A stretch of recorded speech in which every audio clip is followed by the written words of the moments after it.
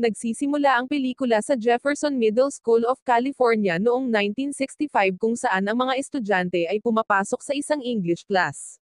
Ang guro, na si Mr. Steven Simon, ay sinabihan ng isang mag-aaral na nagngangalang Andy Nicol na dapat niyang samahan ang pinakakasumpa-sumpa na estudyante ng paaralan para sa proyekto. Ang makakasama niya ay si Stanley na kumakatawan bilang Big G minor, para sa isang proyekto ng pagtatalaga sa pagtatapos ng termino. Siya ay may orange na buhok, isang ulo na masyadong malaki para sa kanyang payat at matangkad na katawan, at mga tainga na napakalaki para sa kanyang ulo. Si Stanley ay naging paksa ng pangungutya mula pa noong grade school. Nang malaman ni Andy na siya ay naipares sa batang palaging binubuli, sinubukan niyang kausapin ang kanyang guro, si Mr. Simon, sa paniniwalang si Stanley, na siyang pangalawang pinakamatalino sa paaralan, ay hindi magkatugma sa isang tulad niya. Gayunpaman, hinihikayat ng guro si Andy na makipag-ugnayan kay Stanley at kumpletuhin ang takdang aralin sa loob ng deadline. Sa oras ng tanghalian, isa sa mga bully sa paaralan, si Ricky Brown, ay nangaasar kay Stanley gamit ang isang water gun, na naging dahilan para mabasa ang kanyang pantalon. Pinagtatawanan siya ng iba pang mga bata habang walang magawa si Andy sa malayo. Maya-maya ay pumunta si Andy sa sulok ng paaralan, ang lugar kung saan tumatambay at nag-aaral ang mga matatalino, na binanggit na hindi na siya makakalabas kapag nakatapak na siya sa sulok na ito. Pagkatapos ay lumapit siya kay Stanley at gumawa ng plano na umupo ng magkasama para sa proyekto. Batid ni Stanley na ang buong paaralan ay natatakot na makihalubilo sa kanya, sa takot na sila ay matarget din ng mga bully. Kaya naman, sinabi niya kay Andy na siya na lang ang kukumplito sa assignment at ibibigay ito. Ngunit iginiit ni Andy na magtulungan sila dahil malamang malalaman ni Mr. Simon kung susubukan nilang lokohin siya. Sumang-ayon ang dalawang lalaki na magtulungan sa proyekto. Pagbalik sa bahay, sinabi ni Andy sa kanyang ina ang tungkol sa proyekto.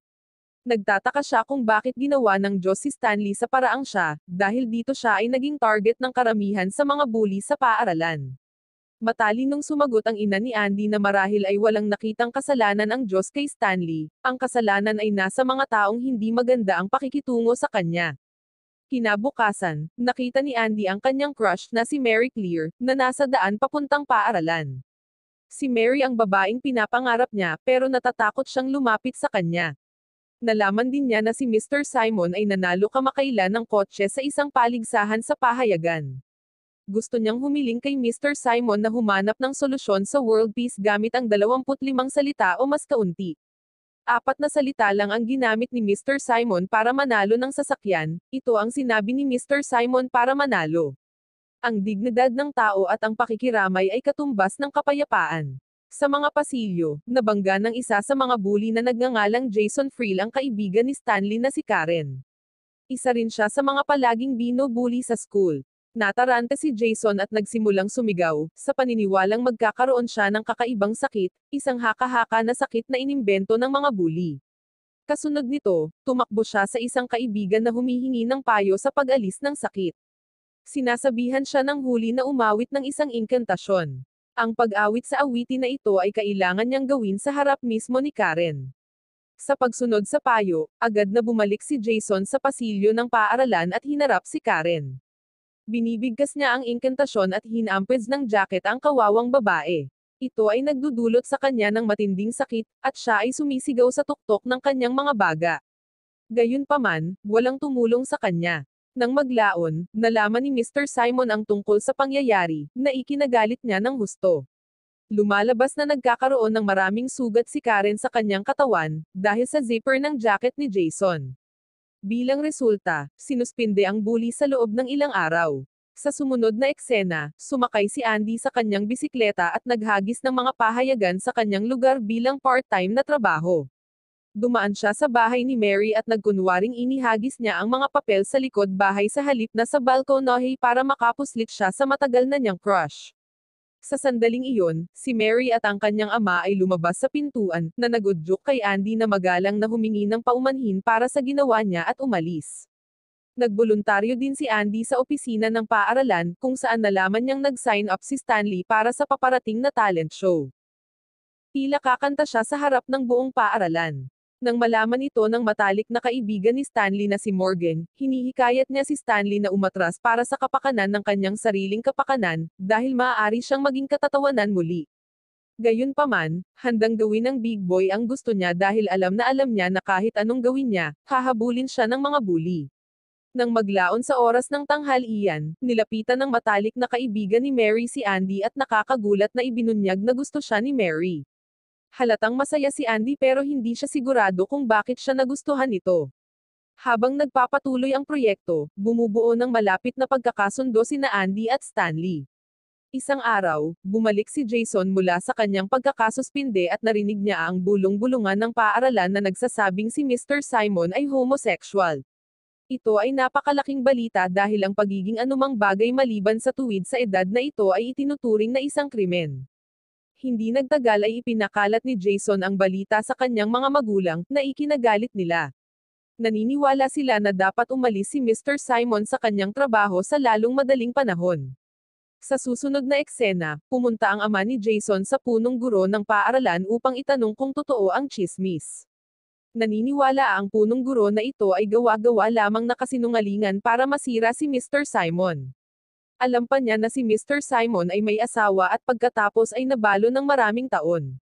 Bilang tugon, binanggit ng ama ni Jason na ang mga homosexual ay madalas na nagpakasal sa kabaligtaran ng kasarian upang masakop ang kanilang mga landas.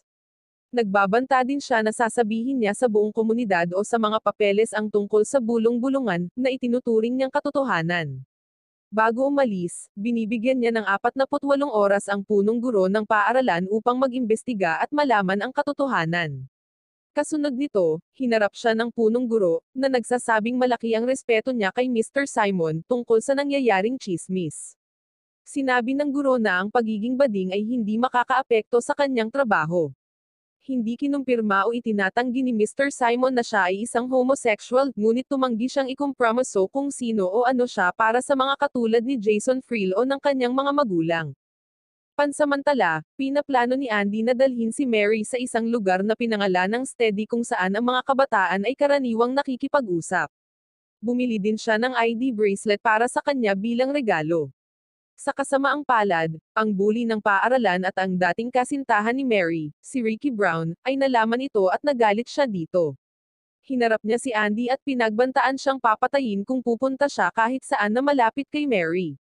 Lalo pa niyang pinainit ang sitwasyon at sinuntok niya si Andy sa tiyan. Ngunit bago pa siya makapagdulot ng anumang pinsala, dumating si Stanley sa pinangyarihan at tumayo para sa kanyang kaibigan.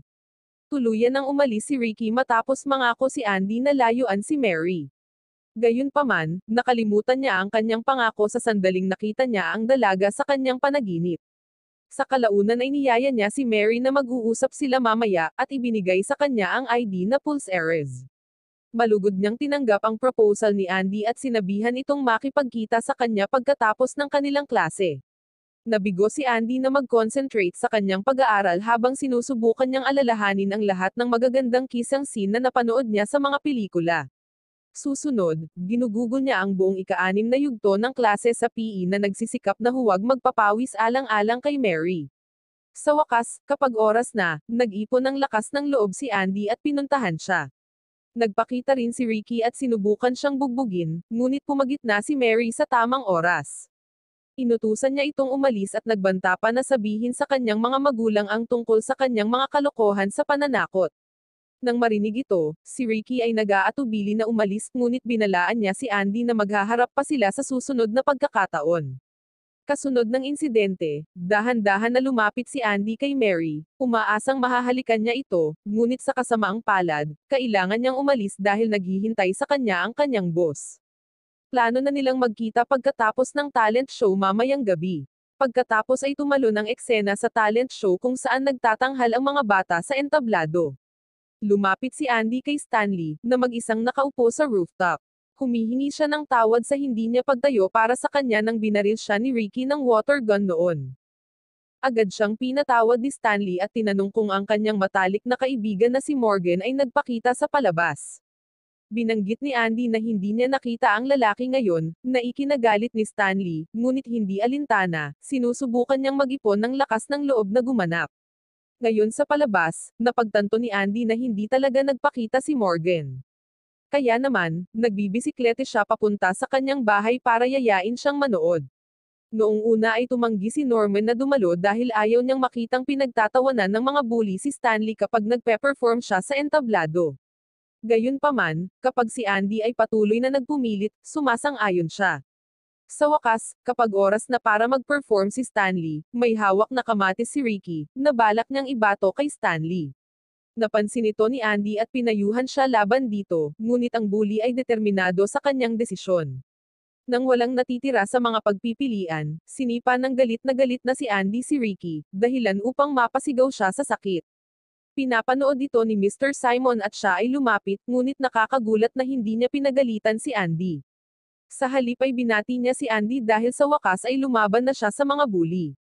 Pagkatapos ay ibinalita niya sa madla na si Ricky ay tumatae sa kanyang pantalon, kaya kailangan niyang isugod ang bata sa labas. Pagkatapos ng lahat, sinimulan ni Stanley na kantahin ang kanyang orihinal na kanta. Sinusubukan niyang ipaalam ang katotohanan na ang isang tao ay hindi dapat huminto sa kanilang mga pangarap kahit na sa ilalim ng masakit na mga pangyayari. Ipinahayag din niya na hindi na siya tinatakot ng mga bully. Habang tinatapos niya ang kanyang kanta, natuwa ang mga manunood, at binigyan siya ng standing ovation. Di nagtagal pagkatapos ng palabas, nagmamadaling lumabas si Andy upang puntahan ang kanyang hinihintay na date. Sa oras na ito ay mas confident na siya, na humaharap sa mga bully na tulad ni Ricky. Sabik niyang tinanong si Mary kung maaari niya itong halikan, na malugod niyang tinanggap. Ngunit si Andy, na hindi pa nakaranas ng paghalik sa isang babae, ay nagawa lamang siyang halikan sa pisngi. Sa kabutihang palad, nalaman ito ni Mary at nagpas siyang turuan siya. Pagkatapos ay nagkakaroon sila ng isang romantikong paglalaban. Fast forward sa huling araw ng summer break. Malungkot na ibinalita ni Mr. Simon sa klase na lilipat na siya sa Florida. Sinasabi niya na ang kanyang oras sa paaralang ito ang pinakamagagandang araw ng kanyang buhay. Nalungkot ang mga estudyante sa balita ngunit wala silang ibang magagawa kundi suportahan siya. Tungkol naman sa relasyon ni Andy at Mary, 5 buong linggo na silang magkasama. Bago mag-dismiss ng klase, ibinigay ni Mr. Simon kina Andy at Stanley ang kanilang assignment project. Sinabi niya na sobrang proud siya na may mga estudyante siyang tulad nilang dalawa. Pilit siyang pinipigilan ni Andy na umalis sa kanilang paaralan ngunit nakapagdesisyon na si Mr. Simon. Kinabukasan ay pumunta si Andy sa bahay ni Mr. Simon upang makipag-usap sa kanya sa huling pagkakataon. Curious siya kung bakit inassign siya ni Mr. Simon kasama si Stanley sa unang pagkakataon. Bilang tugon, sinabi ng guro na ang buhay ay tungkol sa mga pagkakataon at mga pagpipilian. Ito ay isang pagkakataon sa tamang panahon para sa isang kabataang tulad ni Andy na gumawa ng tamang pagpili. Sa huling eksena ng pelikula, binanggit ni Andy na nawalan sila ni Stanley ng ugnayan nang lumipat si Stanley sa kanilang sophomore year sa high school. Sa kasalukuyan, si Andy ay naging isa ng manunulat at sa pamamagitan ng kanyang pagsusulat ay makakalikha siya ng isang mundo kung saan ang mga magigiting na lalaki tulad ni Stanley ay niluluwalhati bilang pamantayan kung saan sinusukat nating lahat ang ating sarili. Isang mundo kung saan ang equation na dignidad ng tao at pakikiramay ay katumbas ng kapayapaan. Ipinapakita sa pagtatapos ng pelikula ang yearbook ng paaralan na nagpapaalam sa amin na 32 taon ng kasal si Andy, ang pinakamatagal na relasyon mula noong 5 linggo kasama si Mary. Mayroon siyang 2 magagandang anak na babae. Inialay ni Stanley ang kanyang buhay sa pagtulong sa mga batang mahihirap, at isang araw nanalo siya ng $41 milyon sa isang lotto ticket at pinakasalan si Karen. Samantala, si Norman o Morgan ay nagtuturo ng physics sa Harvard at si Mary ay nagtuturo ng sex education sa suburb of Cleveland. Wow naman! Doon nagtatapos ang pelikula mga idolo, salamat sa inyong panonood.